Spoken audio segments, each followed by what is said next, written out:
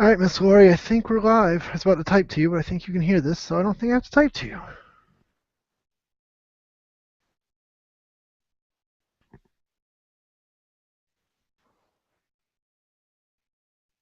Hmm. Hmm. It says the camera and the microphone are going, and I see my pretty self.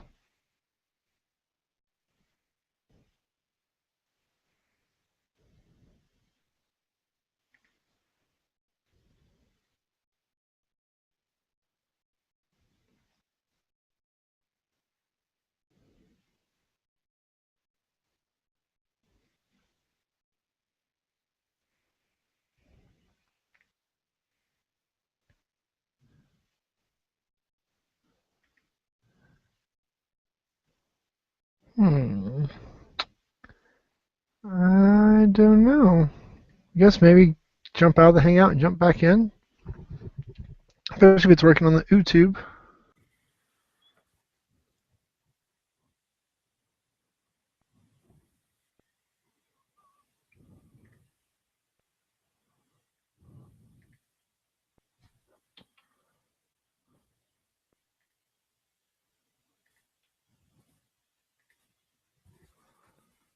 Oh, now you see me. Yay. Now I'm going to hide you. Still good? Cool. All right. I guess now I will start studying. Let's see. I don't know if so I probably need a tweet. So what URL am I supposed to tweet? Just the regular Netcast? Oh, and I need to log into that damn whatever.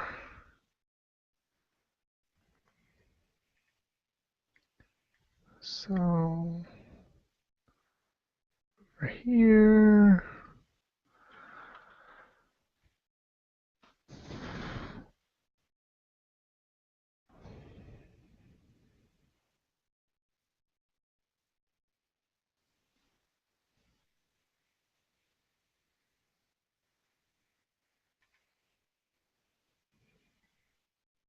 Hmm.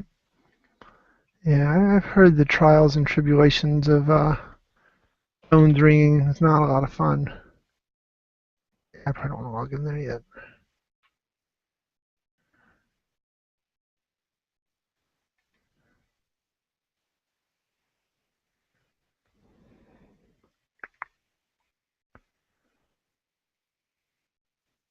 The YouTube URL. So this one. Oh, this is that shit where stupid. Can you get the URL for the YouTube page and give it to me? Because IE won't let me have it. Remember we had this problem last time.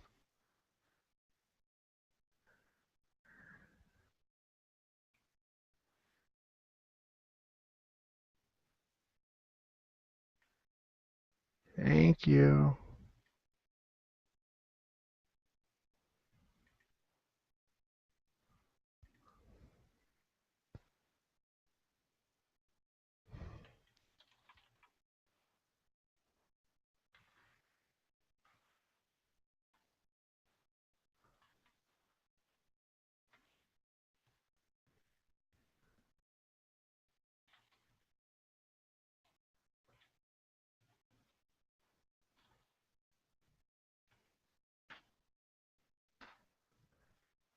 Okay, the tweet is done.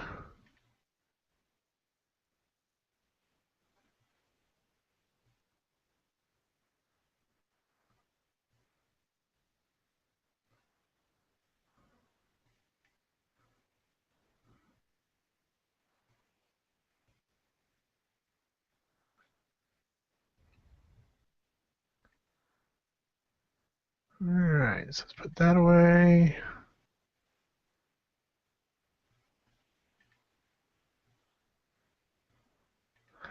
Can I log into the site? In theory, yes. But since I've so far not been able to find The other passwords, what makes you think I'll be able to find this one?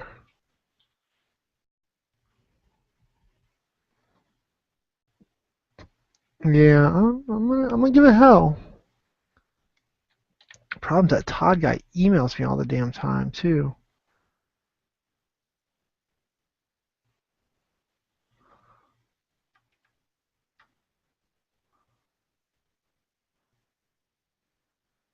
There's not a real good way to.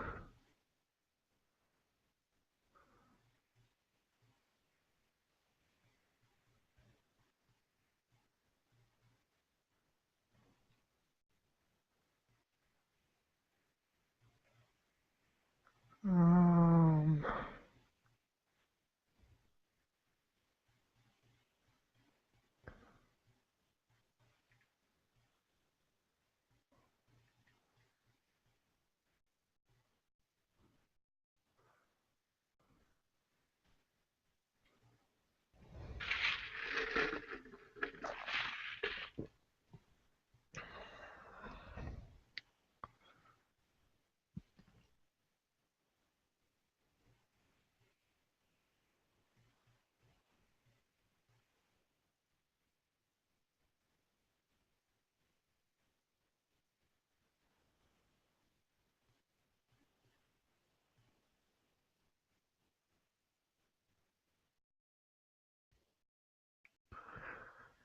all right, so I think I remember the password. It's a very derogatory password. That's why I remember it.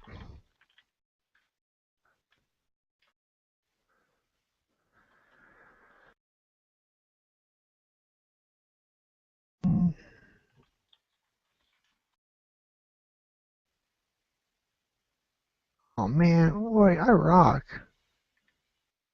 Okay, so now I'm on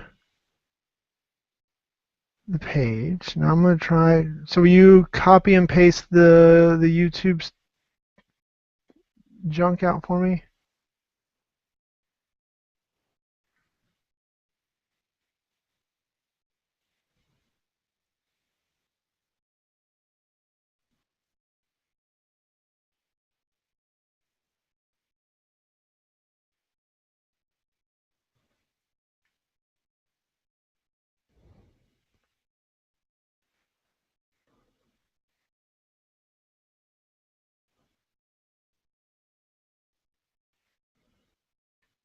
Oh, you know what, Lori? It doesn't matter. So I got logged in, but he changed the permissions. I don't have permissions anymore.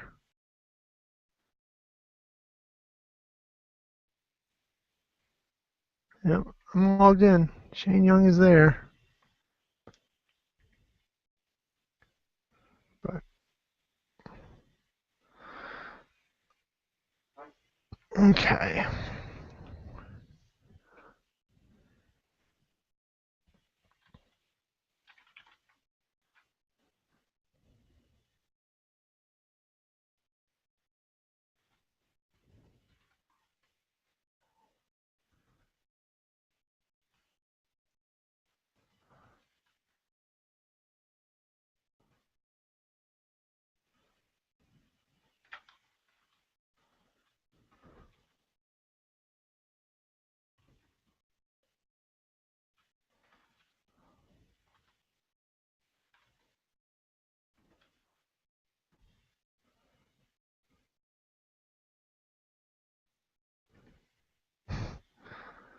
All right. So I guess I'm going to do this, this.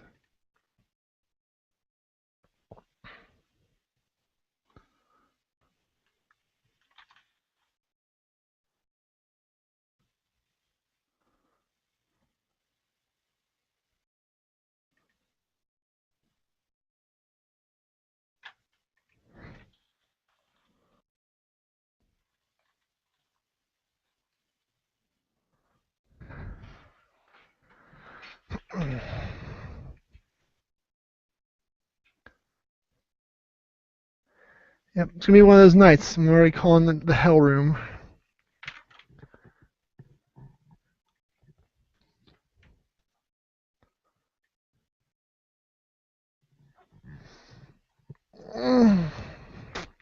I get my dirty dishes. The rest of the dirt on my desk you're gonna have to put up with. Ugh. The animal's been falling all day. They've been having a rough day.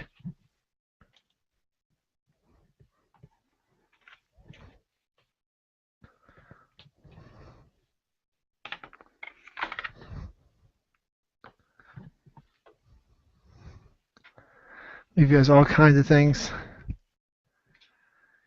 Yeah. I don't even understand. The animals have been suicidal all day. All I can assume is that somebody messed with them while I wasn't here. That is why they've been suicidal.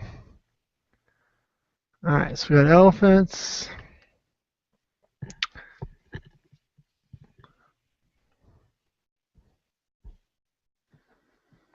You guys get to look at my chin a lot.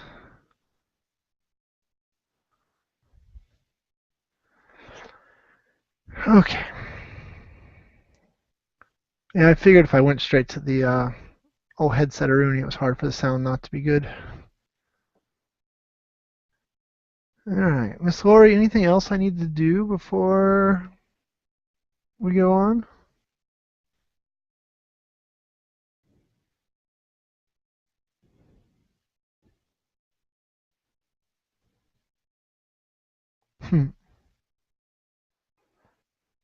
Yeah. I mean, Todd is from Iowa, so we know that him and animals and, don't have the same laws there that they have in other parts of the country.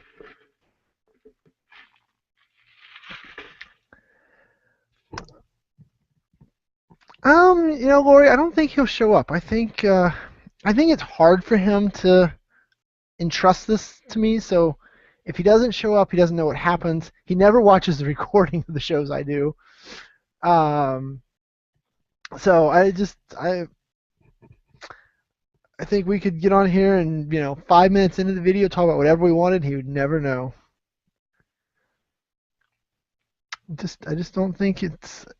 And I don't blame him. I wouldn't want to know what if he was covering for me. I wouldn't want to know what he did. But plausible deniability. Okay.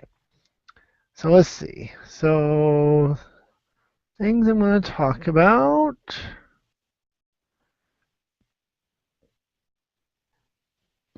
Mm.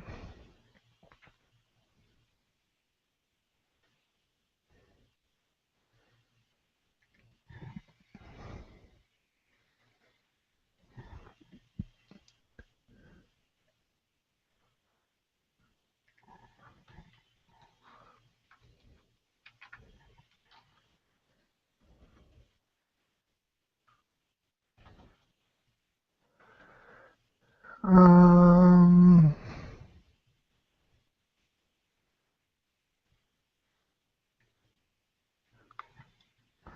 oh, damn it.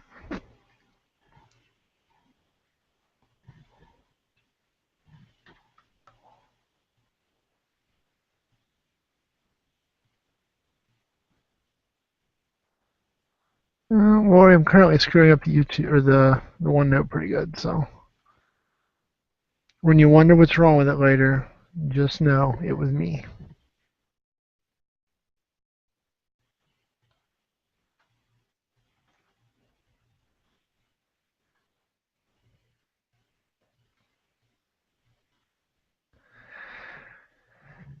Well, no. So at the moment, I have a version up. I don't even. I don't know. I settled on it. The notepad itself is pretty mad, but I'm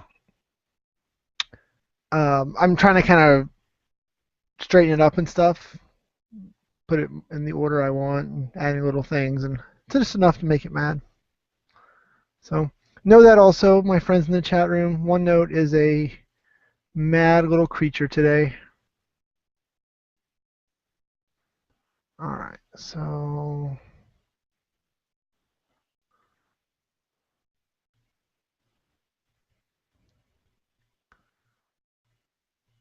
yeah, actually earlier before I even touched it, I copied everything I needed out of it and put it into a Word document. Just so I'm like, all else fails, Word will be my friend. All right. So let's see. So for those of you in the room, topics tonight, we're going to talk a little bit about Todd's patching post. Boring. Something about tablet versions for Office 2016. Todd left the note, so I'll probably not get that right. Um, PowerShell desired state configuration. Just going to kind of point to some free training and talk a little bit about how we use it. I'm not going to get into the nuts and bolts by any means of how that stuff works. Of course, we'll crack on Superfish. Also, turns out Superfish is being used by the tech, the underlying man in the middle portion of the products being used by a whole bunch of other products, including security software. So we'll make sure everybody knows about that. Then we're going to tell a story about one of my relatives being a complete idiot on social media. Always a good time. Oh, Lori back again. Lori, I was just telling everybody all the topics and you missed it. What else do I got? Then we're going to talk about the Microsoft Band. A bunch of patches for that came out today. Where did you get those put on? I don't know. Somebody was tweeting they really liked the keyboard, so that's the thing I'm most interested in, how well they did pulling off for not a touch keyboard for something that small. So we'll talk about the band. The band also got an SDK preview today. And then, Jack, I know you're a fan of when I talk about stuff that has nothing to do with technology. So the last one we're going to do, I'll probably spend most of my time, is talk about passion and goals. Um, what's his name? I never remember his name. Scott Adams. He did a article or like a nice little post on it, or a chapter. I don't know, something in a book he just wrote about it, and I really liked what he had to say. So we'll kind of talk through what he had to say and talk about how I also think goals are generally not something you want in a workforce that's actually accomplishing stuff. I don't know.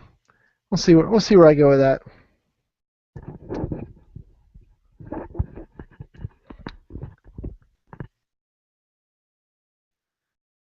Oh,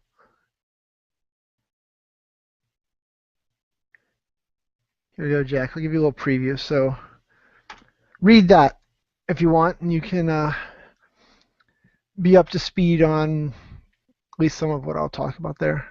You know me, though. I'll get lost on a tangent altogether.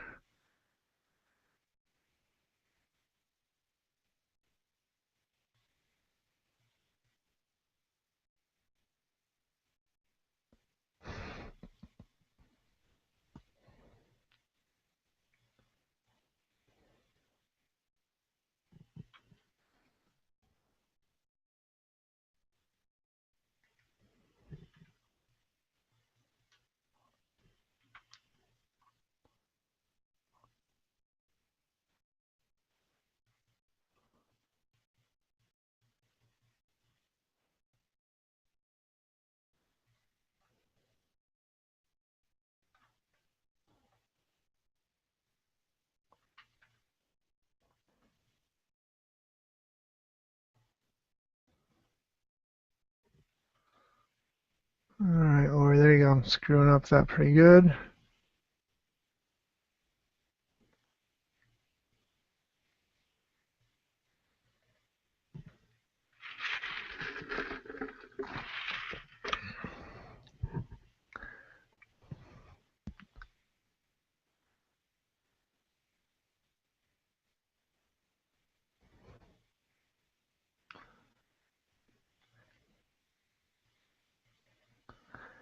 So, Lori, for that one, I'm torn on how to go. Like, do I just give the link and a summary? Do I give the link and kind of halfway talk through, like summarizing the slides into sections? Do I share my screen and walk through all the slides? Thoughts?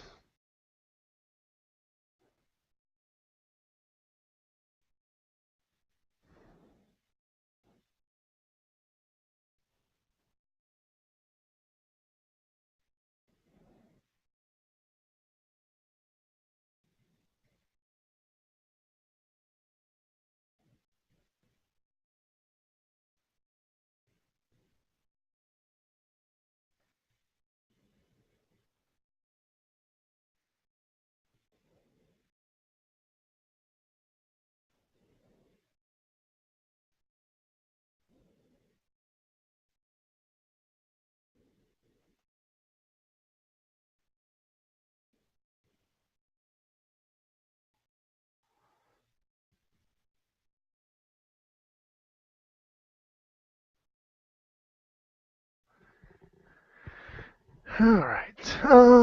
So that one will be fun.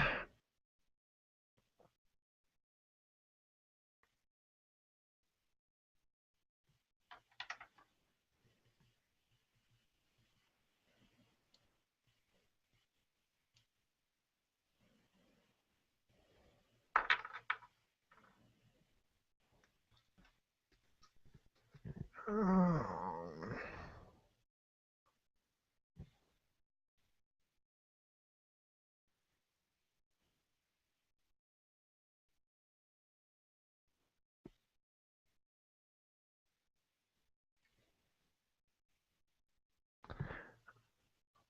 um,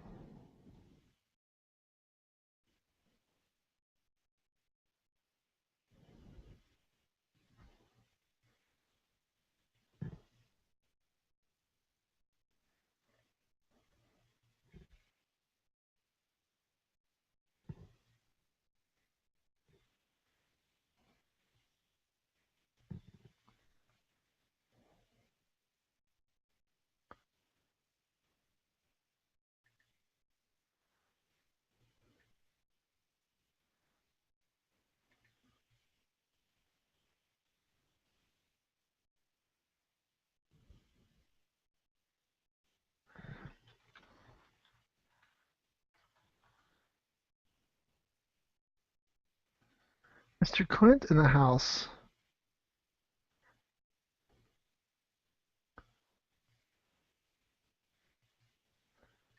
I'm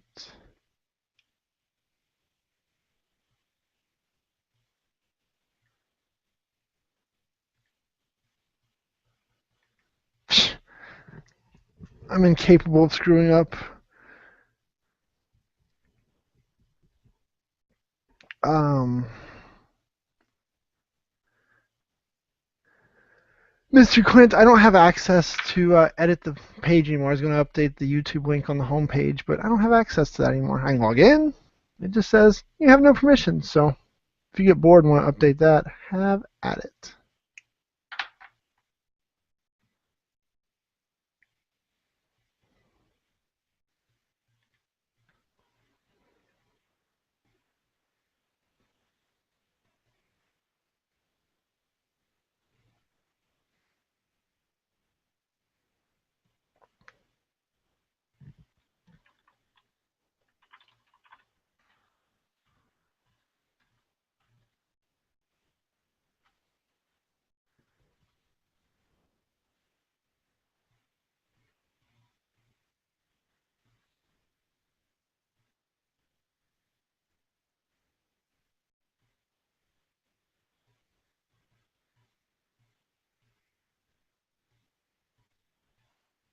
Yeah, I used to have permissions. I don't know what mean things you did to take them away from me. It must have been one of our quarrels. You decided to be like, no more permissions for you. This episode brought to you by Chick-fil-A.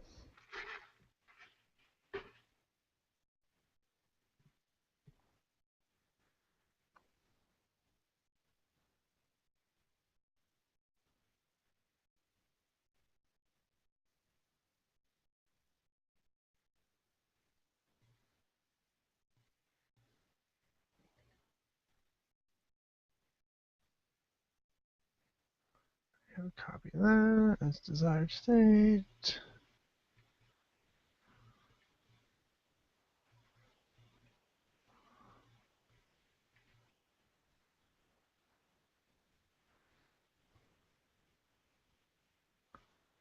Where is...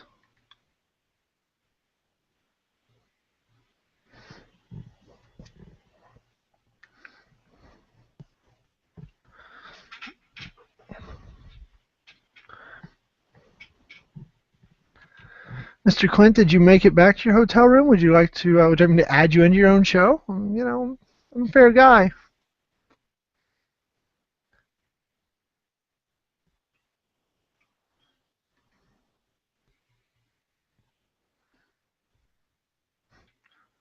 I enjoy waiting a minute or so for the lag to get out to you there, by the way.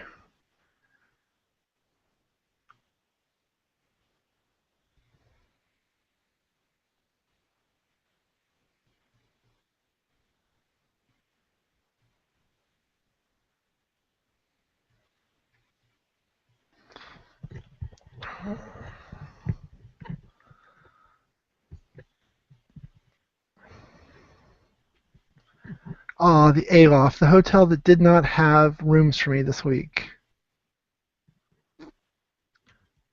Fair enough. So yeah, people he didn't care enough about you to bring any of his stuff.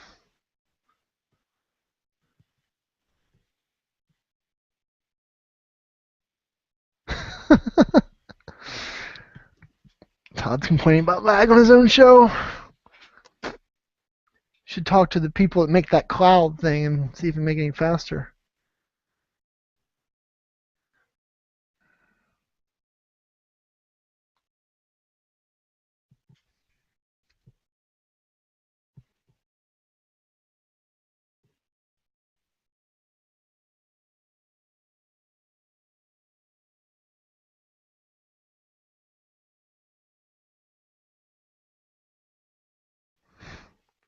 It's never good when you can't unwatch a video. Alright, let's see. I'm going to mute myself and be right back.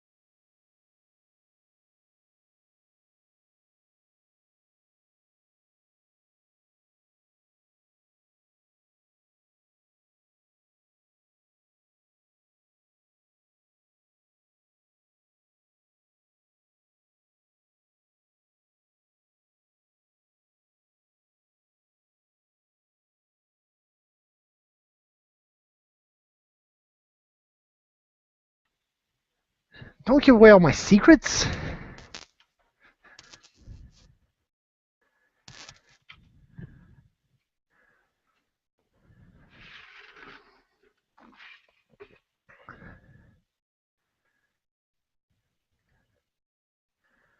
Oh my god, 5 or 6 more minutes.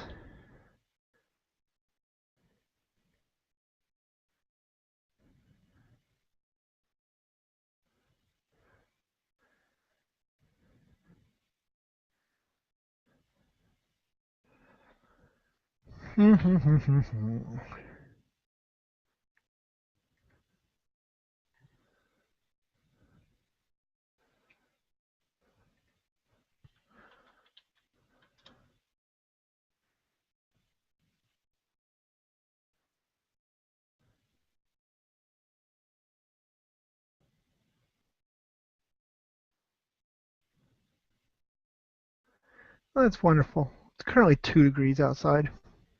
2. Not 2 Celsius, but 2 Fahrenheit. Which is like, I don't even know, negative 10? Or more than that Celsius? Negative something Celsius. Yeah, websites. What am I setting up? Now, Todd, if I refresh, it will blow everything up. So no touching the buttons at this point.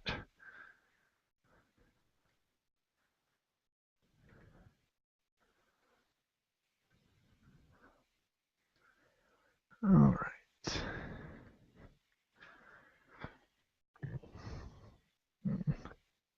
Bear Gal, you're from Chicago, isn't it colder up there? I assume you're from Chicago since you're a Bears fan. I don't know.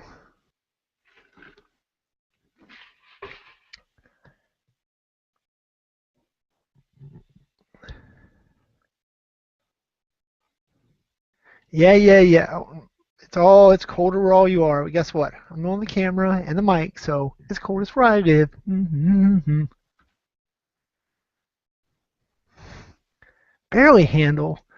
I'm absolutely excel at talking to myself in my office. That's what I do for a living.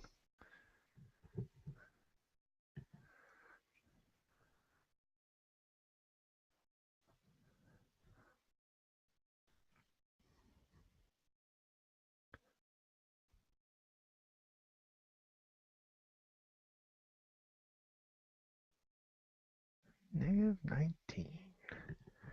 All right, let's see. I probably should figure out what I'm going to talk about, huh? You guys are very distracting. Just want you to understand that. Here I am. I got all this responsibility. Todd's watching. And you guys are distracting me instead of letting me study my notes over here. It's very rude of all of you.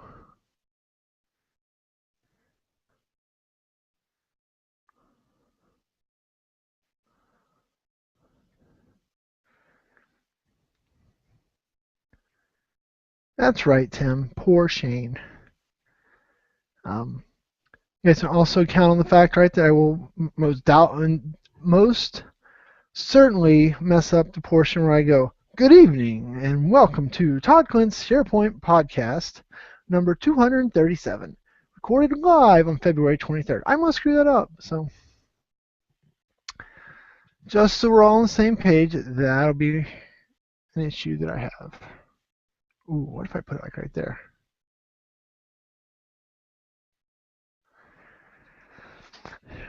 No, you guys are mighty fine at distracting the host, so kudos to you.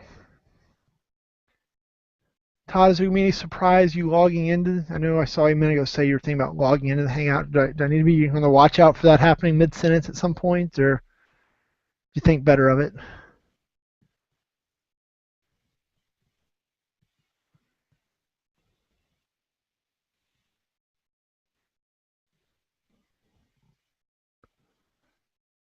It's not number 238. My notes clearly say this is 237. Mark's trying to screw me up.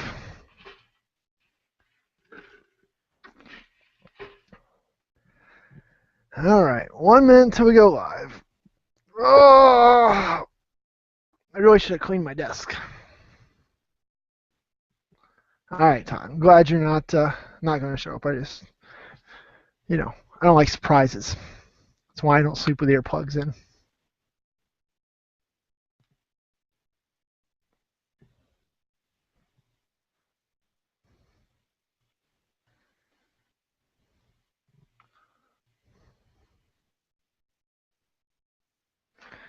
All right, Lori. I promise you get a 3 count and an intro, but I will warn you, I'm probably going to do the intro twice. Hello, Joanne.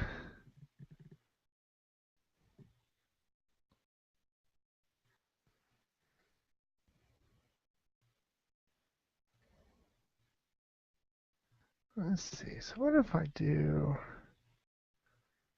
Oh man, now I'm messing with stuff. It's gonna get bad.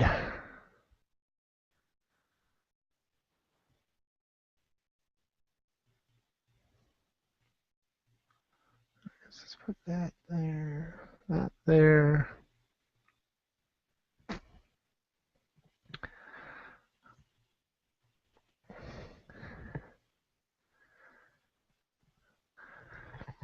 All right, you guys about ready? Lori says she's ready. I'm ready for at least the first take, maybe the second take of doing the intro. Okay. Quiet on the set, please. All right. In one, oh wait, it goes that way, doesn't it? In three, see, I told you I'd screw up. In 3, 2, 1. Good evening, and welcome to Todd Clint's SharePoint podcast number 237, filmed live on February 23rd, 2013, from sunny Cincinnati, Ohio. And by sunny, I mean it's like 2 degrees outside, so maybe not so sunny. Anyway, I am your host, the illustrious Shane Young, the man with a voice for still pictures and the face for radio. You are stuck with me for this lovely edition. And first off, we'll jump in. I would like to say thank you to our sponsors. Well, actually, we're here in the Rackspace Cincinnati office, but they provide all the bandwidth and all the resources for this lovely show. They provide me with a room today. They give me a paycheck. They give Todd a paycheck. So you're friends of mine's, Rackspace. And for this week, instead of giving you our usual URLs, I'm actually going to give you the YouTube channel that we're using for the cloud platform at Rackspace. I thought it was a little different. I haven't really shared it with the world yet. It's a couple different videos on, one is an overview of how to use WAP, and there's a couple other ones around how we actually do some of the things and why Fanatical Support is awesome at Rackspace. So anyway, if you get a chance, check it out. Lots of fun. All right, so that's our fancy intro. I didn't screw it up, which is always a plus because I was really expecting to have to do it a second take, but I didn't, so kind of sad. Mark would even like you to know that instead of Rackspace, it should be Frackspace Battlestar Galactica. I don't know. There's some kind of joke there. I'm not as nerdy as Mark, so it's hard to know what he really wanted. All right. So anyway, production notes from last week. Things went okay. Todd did a show with Bill Bear. Bill had some complaints afterwards, gave Todd some feedback on how he could have done a little better interviewing, and also, it turns out Bill called me right after the show and was kind of a little upset that Todd had promised I would be on the show to kind of anchor it for him, and when I didn't show up, Bill was a little salty, but he got over it. Anyway, Todd got everything out on time. It got covered in CMS Wire, so CMS Wire thought what Bill said on Todd's show was so cutting edge, they wrote a whole article about it, so thought that was kind of a cool little story in the making, so kudos to Todd for doing something actually good. All right. Also, I think, on that note, there will be some more special guests coming up.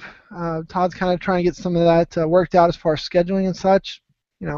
Obviously you get special guest hosts like me, which is an amazing experience, but he's actually trying to get a couple other people to come on and do some interviews and stuff. Help fill some of that dead air where he usually just bores you guys with jokes about his cat or his dog or whatever it might be. So, anyway, I think that's a pretty important one.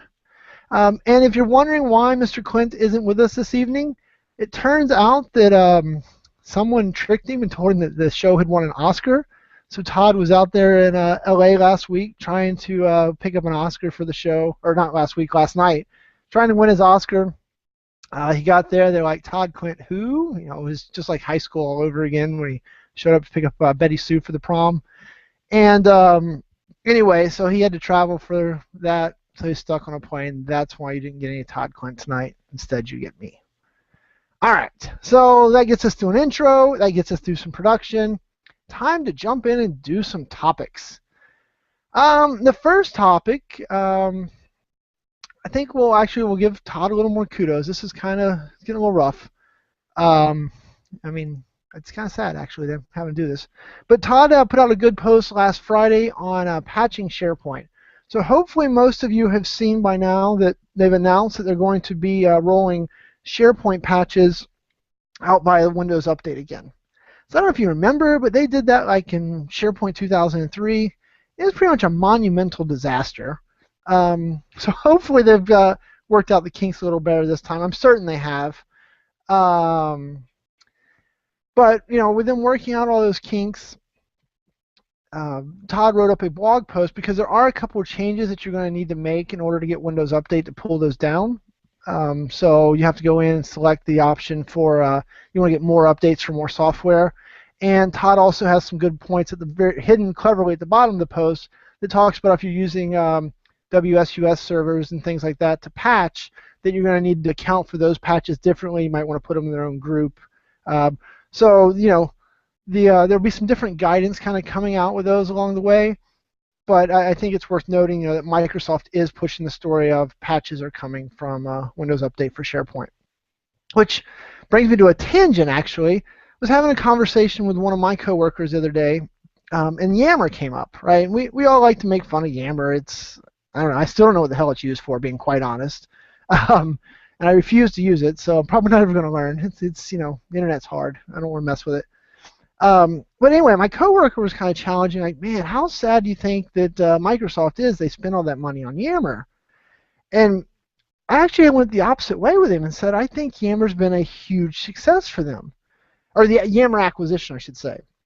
All right, they got the Yammer software, they're increasing their social, blah, blah, blah. No one cares.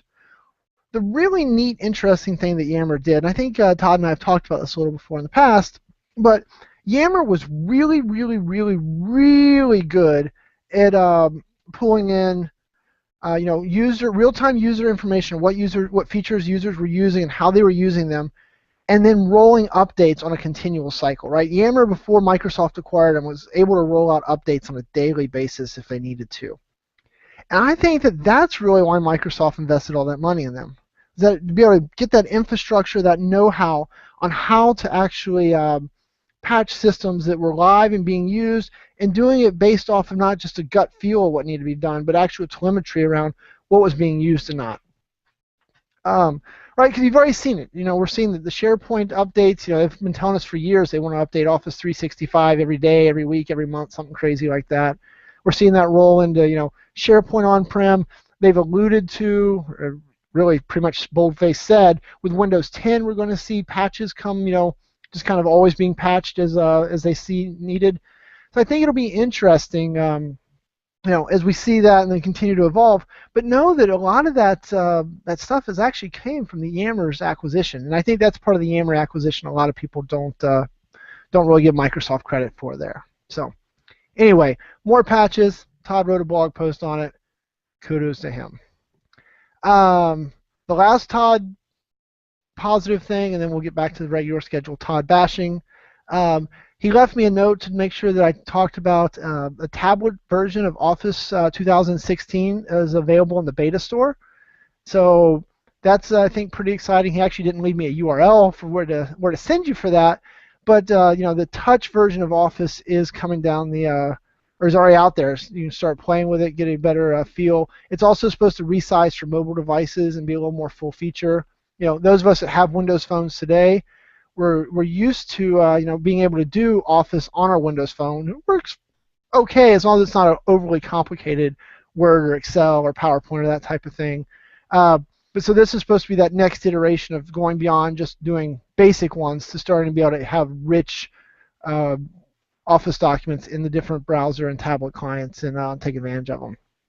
So look forward to that. Apparently, if you want to beta test that, you can jump out there and do that. I'll be honest, I've been pretty wimpy this time. I haven't done any beta testing. I haven't installed Windows 10 yet, so my geek card is kind of out there. I might lose it, but yeah, a lot of testing there. Still got my Windows 1020 phone, so I can't really put any new updates on it. I'm a little afraid it's going to melt, so I need new hardware. Someone buy me some hardware so I can test some stuff. Surface Pro 3. All right. Anyway. All right. So that brings us into our next little topic here. And the next one I wanted to talk about for a minute is the powered shell desired state configuration. So hopefully, through all the years of Todd beating it in your head, PowerShell has become very important to you. And hopefully, as you've looked at that, you've realized that with PowerShell, it's kind of in a framework, right? We're on PowerShell 4 is, I think, the current production version. And with that, though, one of the key things they've introduced is this concept of desired state configuration. And while I'm not not going to dive into the deep parts of it, right? I'll save the nerd stuff for Todd. But what's interesting with it is you can actually take it and look at something like like the Hyper-V configuration, right? You can tell it to look at the configuration, all the different settings for that particular Hyper-V server, capture those into a file, and then on a daily, weekly, whatever type of cadence you want, you can actually run that configuration file against that server and make sure that it still has those same configuration settings. Also, because those settings aren't necessarily tied to the server's name and stuff, they're more about the configuration, what features, what virtual networks, what type of hardware settings do you have, that you can actually roll those against new Hyper-V servers and things when you bring them. And it's not only Hyper-V, it's all the different features and windows you can check the state with. But I think it's a pretty neat tool. So, for example, in the cloud platform stuff that we're doing, we're actually able to stand up, multiple Hyper-V servers for a customer, right? Build out their farm. Then we run the desired state config to capture that configuration. Then if the customer adds additional ones, right, we can pop them with those same configs. But really more important than that is because we give customers complete access to the hypervisors, they can go in and do some suspect things, shall we say. And when they do those suspect things, what we can actually do is when we run the desired state config against it, we can say, hey, you made your hypervisor an Active Directory server. That's not supported. And then, blow it back out and take away the Active Directory roles if we wanted to in an automated fashion.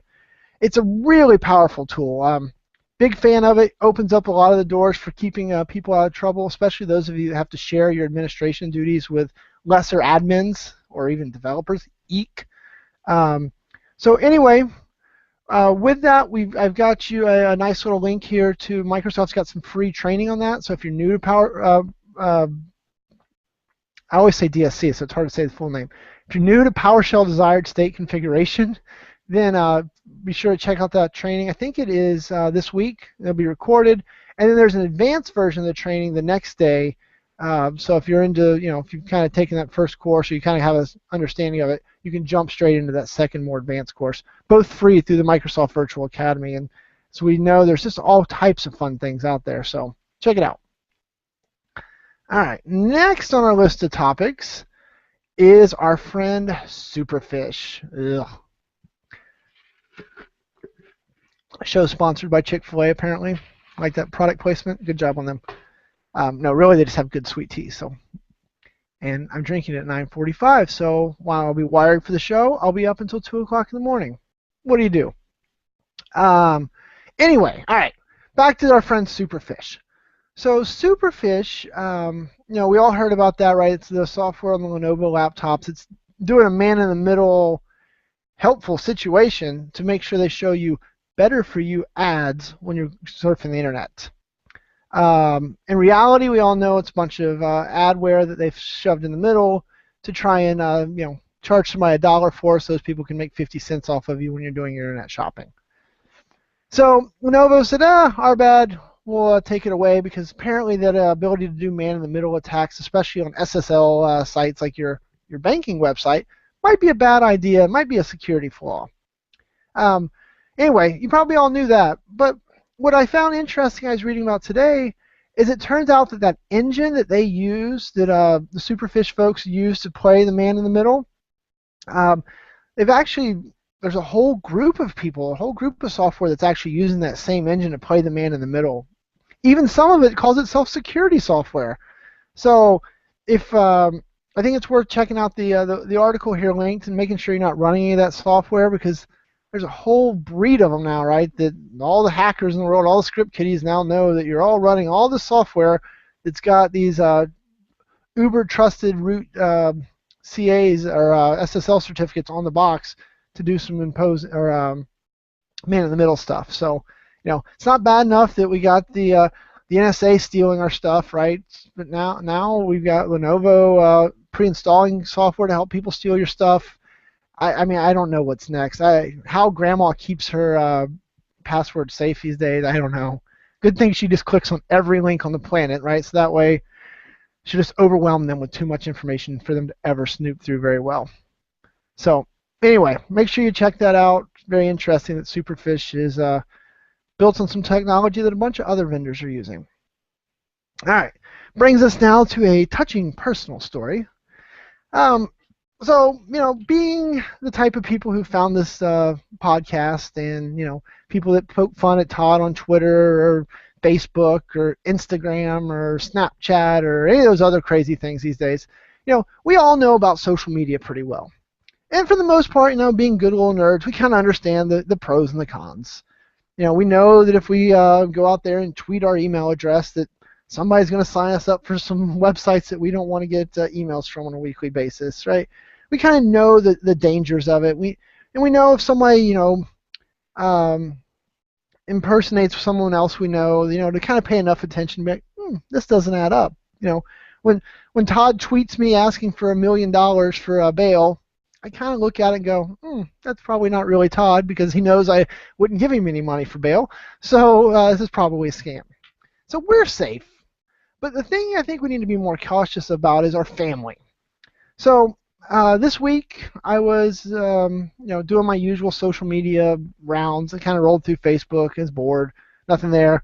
I jumped over to Instagram. I'm not a big Instagram guy, but I do it just enough to pretend like I know how to use the program. I wanted to learn how to use the Valencia and the XX Pro filters for pictures. I don't know. Those are Instagram words I just used. Aren't you impressed?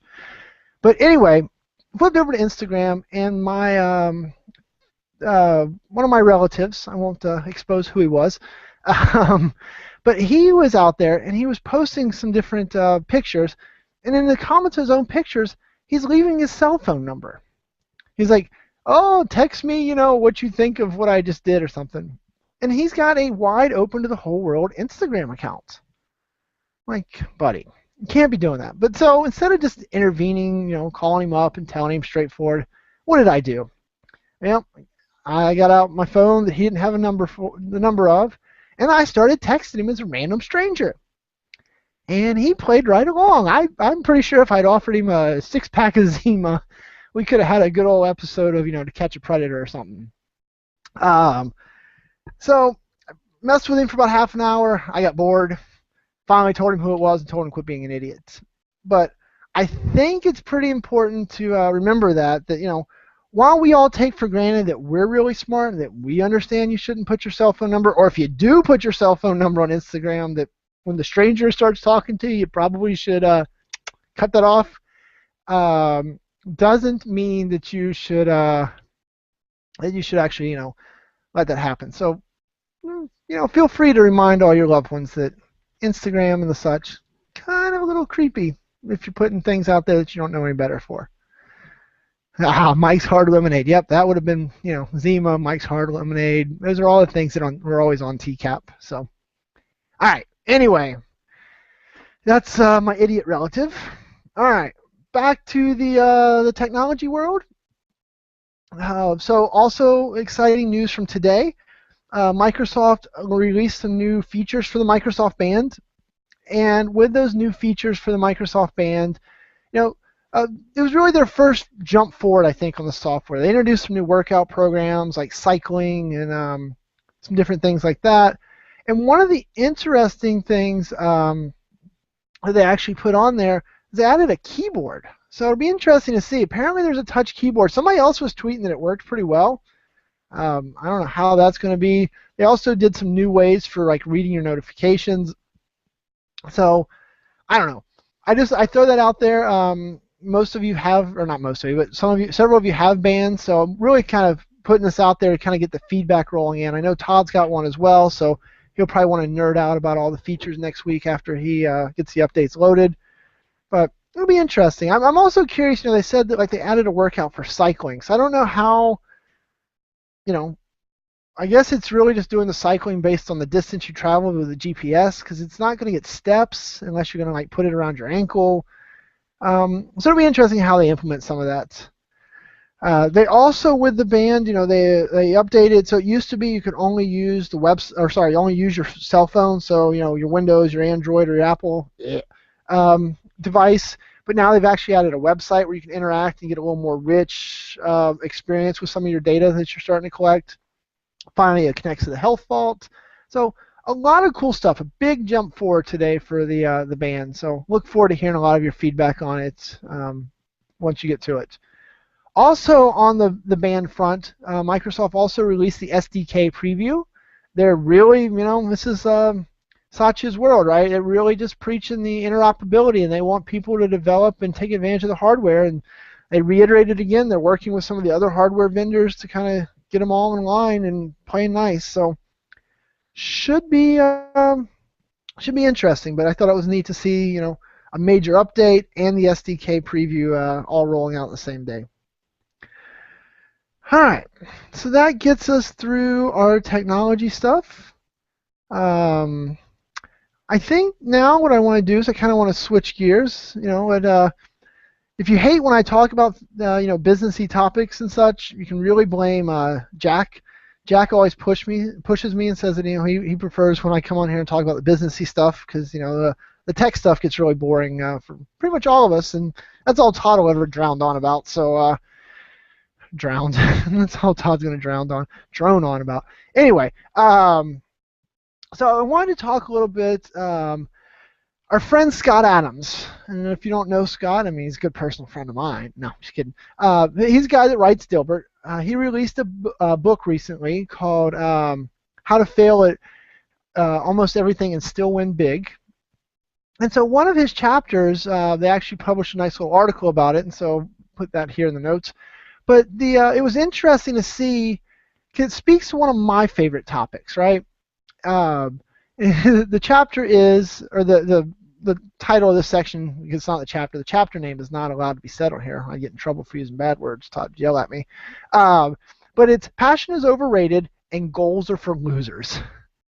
So when I saw the title, I was like, yes! And I have to say that the slides that accompany it have not let me down, and I look forward to actually getting a chance to sit down and read the book. But right, so we'll talk through them here in a second. But one of the big things for me here is the whole concept of goals are for losers. So you would never know it from talking to me, but at the illustrious Rackspace or Frackspace Battlestar Galactica thing, that joke that Mark made earlier. But at the RAC, I am a director of blah, blah, blah, blah, blah, blah, blah, blah, blah, or I was, and I got another title. Anyway, I've had to do a lot of performance reviews for people over the last 3 years. And in doing all of those, one of the big sections that Rackspace harps the leaders about is set goals for your people. I can't tell you how much I hate setting goals for people. Couple reasons. One, let's get the obvious one out of the way first, right? I'm lazy. And setting goals takes a lot of work, so that's the first reason I don't do it. But the second reason I don't do it is for me and my teams especially, right? I've always been one that, I've had people that are, I don't want to say go-getters, but, very motivated employees who I ask to do the world, so I can never set them a goal, right? I can't be like, please install 27 SharePoint servers between now and your next performance review. Right, I've got people that, we're always doing new cutting edge things, right? We're rolling out new products in the SharePoint space. Now I'm rolling out this cloud platform stuff. And the ball, we change about once a week what we're working on. So how do I set you a goal on January 1st and be like, hey, on July 1st, I'm going to judge you whether or not you did the thing that I set back on January 1st, even though by February 1st I had told you another thing to do, and March 1st, it's just this vicious cycle of we're always fighting to keep up with technology, right? We're always trying to just have to adapt and do. We're a very agile group, even though I don't really know what that means. So I've always been very anti-goal because I don't think it does justice. I understand there are certain people in the world that need goals, right? So like if I was managing a bunch of cashiers and I needed to get, I could see setting them a tangible goal of get your transactions per second up by 10% next quarter, right? That's a tangible goal for a person who works in a very rigid, repeatable environment. Get it. That's great. The last goal I set for one of my guys was be more awesome. I set another goal for someone that was be more of an asshole to people, right? Because he was too nice of a guy. He got ran over too much. I was like, you're super smart, dude. You just need to tell people to a little more often. So those are the type of goals I set when I have to set them. All right. So anyway, back to passion is overrated and goals are for losers. I get stuck on the goal stuff. Right, so in this article, it walks through some fun stuff, and it goes into the fact that one of the advices that you get a lot as, when you're in high school, poor Todd and his guidance counselor, she probably told him all the time, right? But do what you're passionate about, do what you love, and life will be great. It'll never feel like work. And so then when they do interviews with, rich, successful people, right, what do they say? Hey, just ride your passion and you can be successful and rich like me too. Well, one of the pieces that it articulates, if passion's all it takes to be successful, and we always interview the American Idol winners every year, right? And they're like, oh, I was always passionate about music. Yay, that's how I got here. You should be passionate about music too. BS, right? All 10,000 people that applied and stood in line for hours to be on American Idol, they were all passionate. Why aren't they there? If it just takes passion, it's a bunch of crap. In reality, right, what the article or the article here talks about is that for most people, when you're doing something, you're doing it really well, right? So, for example, me crushing this Netcast right now, I'm very passionate about it. If I was sucking at the Netcast like Todd does every week, I wouldn't be passionate about it, right? The passion seems to kind of follow whether you're doing good or you're doing bad. And so, you have to kind of look at that when, you don't want to hear the successful person be like, hey, you know what? The reason that I'm so good at this Netcast is because I am intelligent, I am beautiful, and I have a perfect voice, right? That's not what you want to hear. So I can't say that. So I got to be like, well, the reason I kick butt at this Netcast is because I'm passionate about it. Yeah. Anyway, so that's one of the interesting things about this as well, is everyone who says just follow your dreams and do the passion, they're really missing the boat. There's also another article here I'll post, and it's from our good buddy Mike Rowe, right, the Dirty Jobs Mike, and he has the same type of feedback for the world. It's great to say, go be passionate, but in reality, you probably need to do something that's going to feed your family more than you're going to be passionate. You know what? There's a reason they call them starving artists, right? They're the ones that got the advice. Oh, do what you're passionate about, drawing pictures of doodles and stuff. That's what you love. You should do it. You'll be happier in life until you realize you're dirt poor living in a cardboard box. And I mean, I've got 1,000 stories, but I get in trouble for telling stories about the wife's friends. But same type of deal, right? People that went to school for some advanced foreign language linguistics, and now they get a job teaching Spanish at the local high school, and they're really mad at all of us because they make $5 an hour trying to tutor people in Spanish, but they went and got a degree that wasn't. You weren't going to become the next Bill Gates with a foreign language articulation degree. So anyway, I think that's another one of those tough topics. You have to just be honest with people and be like, hey, you can be as passionate as you want, but if you're not any good at it, kind of like me at golf, at some point you have to admit you're probably not going to be on the PGA Tour. So then the last piece of it here, it kind of goes back into the goal stuff. So I guess I told my stories out of order here.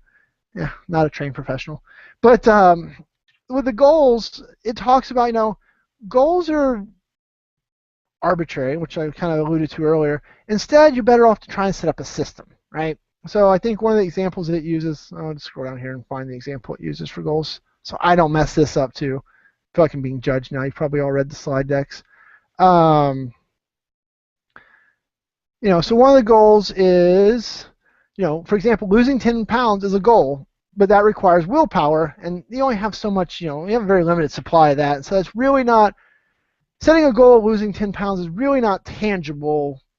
It takes hard work. So what you're better off doing, instead of saying I'm going to set a goal to lose 10 pounds, you're better off to put in place a system for learning to eat better, right? So cutting out trips to Chick-fil-A or McDonald's or this bag of Nestle Crunch Hearts that I have on my desk. It's amazing I don't weigh 10,000 pounds.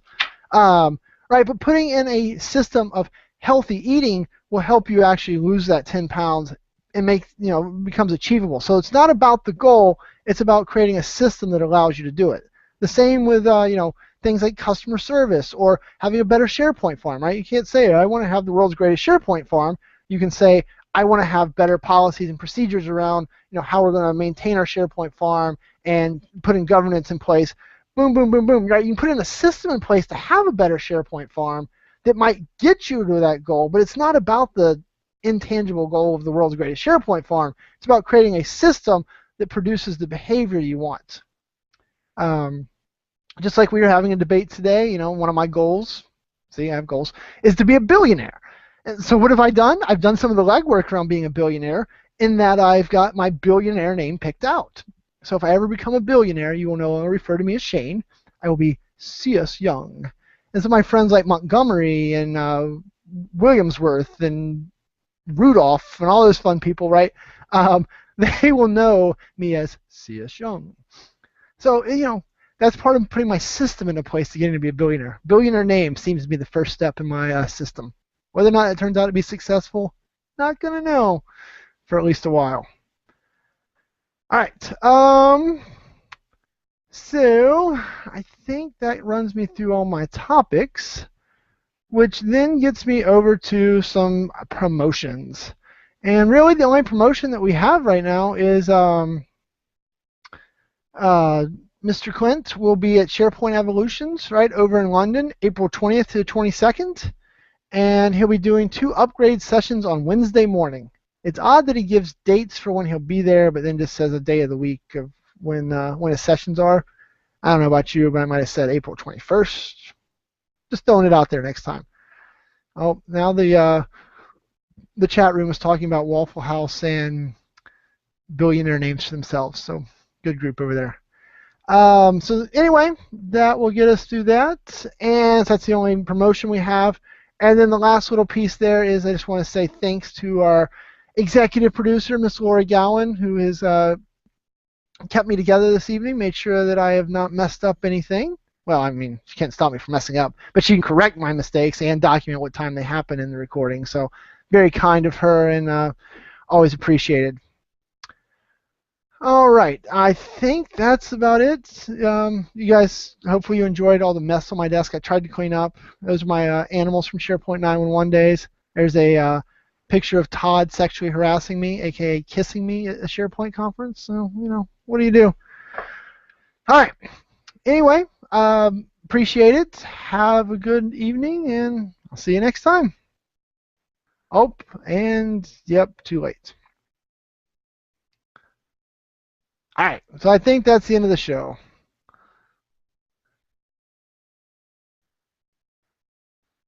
Yeah, all you people about you're going to be in London, it's too late. You need to be in the notes. I can't help you if you're not in the notes. Same with Mr. Ignite there and the trip to Waffle House. If they're in the notes, they'd get read. You people, you let yourselves down. Oh. All right, we're waiting on the long run here. Oh, Todd says thank you, and BearGal34 says thank you. Oh, Todd said it sucked less than he thought it would. I doubt it. Thanks, Mark.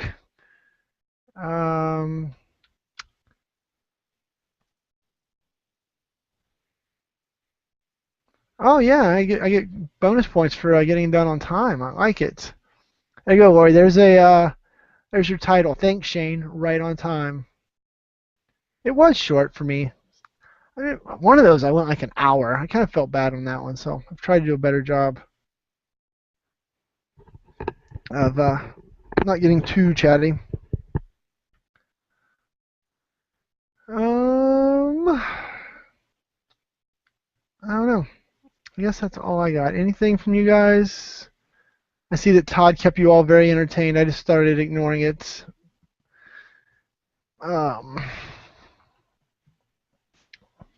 That and trying to tell stories about relatives without calling out their name and getting myself in trouble is always a tough one. So.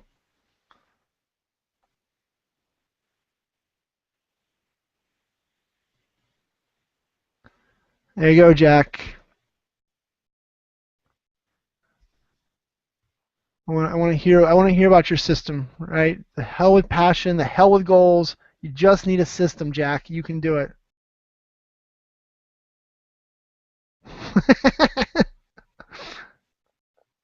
Oh, Jack, you're a funny guy. Why am I still at work? I came back, Laura. I was it's easier just to come back here, and that way I got multiple monitors. When I do it at home, I just have to kind of do the whole show from my Surface. It's very just right here. So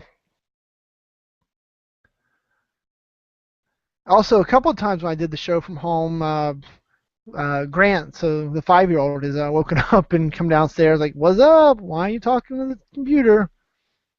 Um, which is also funny. So he's heard me do the show enough times that he asks sometimes to be able to like make videos, and so I'll just set up the camera and record him and put it on YouTube, and he'll just jump right in like, "Hey y'all, my name's Grant. You don't know me, but you know my dad from the internet, and I'm gonna do and he just jumps right into it. It's kind of funny to see how he just embraces the camera. So there's this little kid, Evan HD, right? He makes like $1 million a year on YouTube. I keep trying to get Grant to be like, "Hey, that kid's 8. He's on the way out. You're 5. Let's get in there. Make some more money."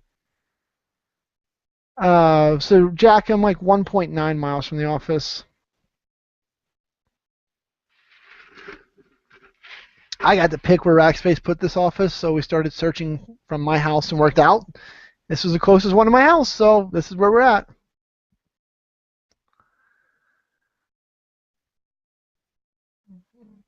All right, I think I'm going to shut this thing down.